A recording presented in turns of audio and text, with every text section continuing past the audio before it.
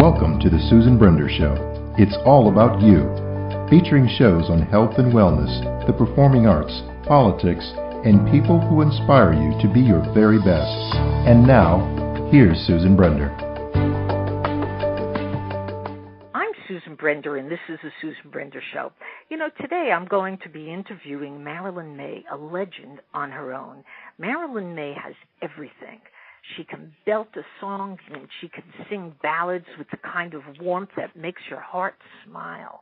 She has theatrical flair that captivates and enthralls, and a jazz spice chop that can reach notes that most singers cannot. And so I really feel privileged to have this amazing singer on my show, and I want to say hello to Marilyn Maye. Hi, how are you? You were quoting Rex Reed's review, I think. I was, and you know what? He really touched me because when I've seen you, Marilyn, perform, you transform me in ways I couldn't even describe. You've got a voice that's like an angel, and you resonate with the audience. Everybody loves you. Now, well, I believe in connecting with the audience. That's something that I teach in the master class, is that the audience is the star. I'm not the star; it's the audience, and I work to them. You know, I don't work for them; I work directly to them, and that's a little different in technique than a lot of people. But it seems to work, and the audience. I feel that the audience is there to hear me, and they have paid their cover charge, and they've given up their time and their evening to hear. So it's my job to entertain them and regard them as the most important thing in my life at that moment. I believe it. And you know, I understand you do a lot of teaching. What is it that drives you to share your knowledge and experience in this way? The people that want to come to the master class. That's what it is. Okay, but come on, Marilyn. There's got to be a reason why people want to come. No, to the I had to be talked into it, as a matter of fact. I about 10 years ago, a woman came to me, and people had asked me before that, and I said, I'm really not sure that I want to share all that I've learned in 70 years, because I've worked for 70 years in this business, and then I thought about it, and then I thought I probably do need to share what I've learned, or what I do or don't know. We hold master classes of 12 people at a time, and it's usually 5 hours, and it's my way of giving back what I've been fortunate enough to have the experience to have worked all my life learning. Yeah. Now, tell me about your instrument. And when I talk about your instrument, I mean your voice. After all these years you've been singing, how many hours does it require for you to rehearse in order to get the most out of your voice? Well, I don't rehearse every day. I rehearse when I have a job coming up. And, for instance, last Saturday we had a jazz festival in the Midwest, and an open-air jazz festival. So we did a 2-hour rehearsal, and we did the show, which was about an hour and a half. And, you know, I must confess, I don't vocalize every day. Okay, you don't need to, because well, it's pretty well oiled. I think anybody that says, well, I sang and then I stopped for 20 years and then now I raised my family and now I'm back singing, I think it's better to continue singing to your family if that's what's happened with you. You're raising a family. It's better to keep singing. I think you have to keep it oiled. Yeah. Now, who writes your songs? Do you write, or do you have somebody who does? No, I do material out of the Great American Songbook, and that's Cole Porter and George Gershwin and Johnny Mercer and Rodgers and Hart and all those wonderful people that wrote all the best songs. Okay, now this is a very interesting thing that I think about all the time. I think about all the young people. Now, you mentioned some of the real icons of music. I mean, when you talk about they're the people that write the songs that that we all do when we sing. We meaning a lot of friends, and Jack Jones of Mel Torme, Ella Fitzgerald, Joe Stafford, the people that I revere, and they've always sung. It's called the Great American Songbook, and it's all those standards kind of songs that we love doing, that the audience loves to hear. Okay, but you see, here you're mentioning, as I said, all these amazing icons of music, but young people today, they love hip-hop, they love rap, they love this hard stuff. I mean, how do you get them to take the words, the lyrics, and all of the fabulous music from the Great Songbook? Do you think that there's a way to make them understand? No, I think they have to have an interest. They have to have an interest, and I think their parents can instill that interest in them by exposing them to this kind of music that has maybe more meaning than hip-hop. Hip-hop is great fun, but I don't know that it has the depth lyrically that some of these songs do. You know, I think the parents have to, and a lot of the parents now are so young that maybe they haven't been exposed, but I think it's a matter of them wanting to enjoy it, and sometimes I have young people in my classes. Mostly we have adults in classes that I give in the master classes. We do from Florida to California to Kansas City to New York.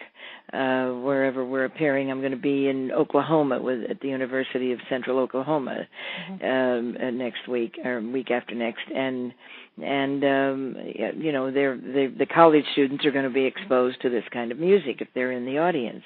But I think that they have to want to hear something else other than hip hop or rock. Now, the words, the lyrics of the songs that you sing, can they resonate with the young people? I mean, because we live in a crazy world. I mean, a world of computers and all of those things. So I'm just wondering, thinking about the songs that, say, Cole Porter wrote, some of them were like, shall we say, talked about drugs. Now, I'm sure our kids today can relate to that, but what do you say to a kid when he says, "Oh, come on, that was my grandmother's generation, that was my mother's generation"? Well, I just say it's the English language. I don't think that's dated. I think it's just the English language, and they have to be able to understand the English language, and then they'll get the lyric if they listen. Mm. Now, could you briefly describe the music making process? Because I think that a lot of people, again, who were listening to the show are curious. They're curious about how it all happens. Well, I think it's just, you know, you get the music, you learn to play it, or you find a pianist that does play it, and you learn the lyrics and the notes that are written, and you sing the songs with help to. If they don't really understand, many people just sing the words and they don't really think the words. They've learned them and it becomes automatic. I think every time you sing a song, you have to think about what you're saying. And every single time, you don't think about my friend is out there listening to me, or I've got something I have to do tomorrow, or I went shopping today and bought. You just don't think about anything else except exactly what you're saying and singing. Now, in your opinion, what is about you as an entertainer that draws in your audience? They adore you, Marilyn. So I'm just very fortunate. I'm very fortunate. No, you're being a little modest. Well, as I say, I work to them, not for them. There's no fourth wall when I work. It's actually to the audience. I connect with the audience, and they feel the connection, and we have a moment where we are listening to each other. You know, it's very interesting to me that when I go to a movie or when I go to a play, that the music makes all the difference in the world. you notice that when you go, particularly to the movies, that every movie now uses very interesting music because they find that this music is, again, resonates with the audience, and it sort of tells a story, and the story relates to the music. It's like, oh yeah, I know this music. It's, oh wow. So have you ever sang for a movie or a play? No, I've not done any soundtracks for movies. Would you like to do one? Oh, I don't care. I really don't. It's lovely. If they come to me, it would be fine, but it's not my goal in life. I work. This is my job, and I work, and I'm booked, and we're thrilled that we're so busy. It's wonderful. I was in Los Angeles 2 days ago. I'm in Kansas City now, having done the Jazz Festival Saturday. I open next Friday at Jazz at Lincoln Center, which is a wonderful club called Dizzy's. It's named after Dizzy Gillespie. It's more of a jazz club. However, in that complex, there is the Rose Hall, which seats 2,000, I think, maybe more. I'm not sure, but it's a very large theater, and I work that once a year with a thing called the Mabel Mercer Convention. It's a wonderful convention of lots of entertainers, and I've been doing that this will be my 12th year, and then we go to the Colony in Florida. There's a wonderful room down there next March, which will be the Colony Hotel. It's called the room is lovely. It's a beautiful room, and the Royal Room, and it seats 100 people. And then we go to Palm Springs in December, and November we'll be back in Los Angeles, and we work in a theater in Kansas City in November. And I'm just pretty busy doing what people invite me to do and contract me to do. It's contract. We're all contractual. Well, now, here's another thing that I think I'm particularly interested in. Now, you said that you've been singing for 70 years. So, I'm sure you started at 10 years old, I did. Oh, I got you there, huh? Well, actually, we started earlier than that, but there, when I was a little girl, and I've sung all my life. I've never stopped, and I think that's one reason why I'm able to continue at this age, because I just, like I say, you got to keep it oiled, just like any part of machinery. Okay, so now, what advice do you have for people who want to perform? Well, I think I just said it. They have to want to. They have to have a passion for it. And I think a great voice is God-given. I think you can train it, but I think in the original moments when you're a child, I think it happens. And then as time goes on, you can hone it. I have some very good singers who were not given great voices, but they were given great personalities and great understanding of the lyric. And we teach delivery, and the audience loves them. Yeah. And competition among singers, among performers, among entertainers is rough. There's a lot of competition.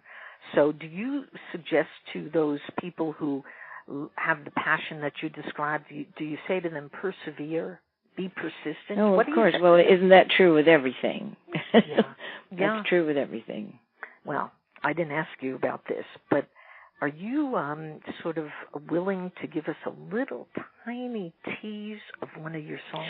Oh, we're all through. You're on. Are you online? There's all kinds of stuff. In fact, there's too much stuff online.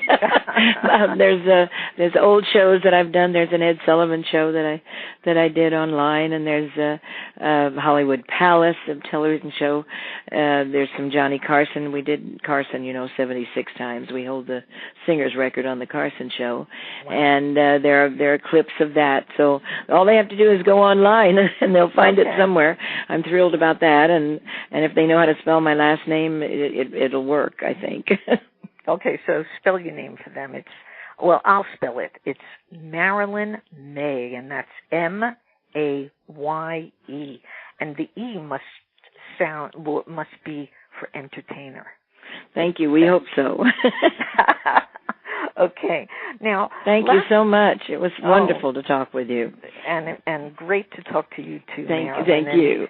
And so, I always like to give my guests the last word. So, what would you tell our audience? That we're thrilled that they listen to the Great American Songbook, and please continue to, whether it's Marilyn Maye or any of the wonderful singers that are out there today doing that very thing, using that material. Thank you so much. And thank you, Marilyn. Bye-bye now. Okay, bye now.